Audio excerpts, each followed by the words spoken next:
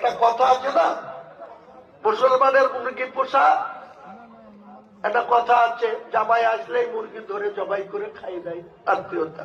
তা মমতা ব্যানার্জির মুসলমানদের প্রতি দরদ হচ্ছে ঠিক ওই রকম। তিনি আমাকে ডেকে বলছেন হুমায়ুনে বাবরি মসজিদ করা যাবে না। বললাম কেন?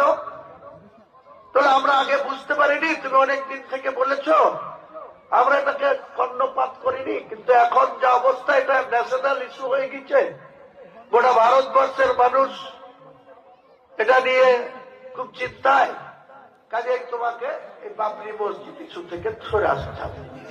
আমি বললাম আমি কোনো মতেই এই ইস্যু থেকে সরব না, কারণ সুপ্রিম কোর্ট যে রায় দিল তাতে তো বাবরি মসজিদ করার জন্য 5 একর 15 বিঘি জায়গা দিয়েছে, সেখানে তারা করতে পারেনি। আমি তো আপনার অর্থ সাহায্য চাইছিলাম।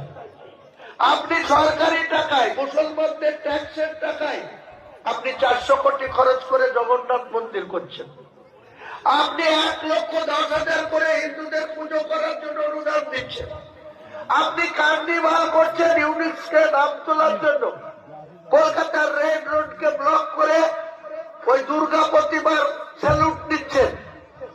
আপনি কলকাতার রাজারহাটে 1100 কোটি টাকার জায়গা, যেটা সরকারি সম্পদ, মুসলমানদের অধিকার আছে, সেটা হিন্দুদের ট্রাস্টকে দিয়ে দিচ্ছেন মন্দির করার জন্য। শিলিগুড়িতে 21 একর জায়গা, সেখানেও একটা মন্দির করার জন্য ঘোষণা করে দিয়ে চলে আসলেন। 34 বছরের জ্যোতিবাবু বুদ্ধবাবুর সরকার টাইমে সাগর মেলা হয়নি।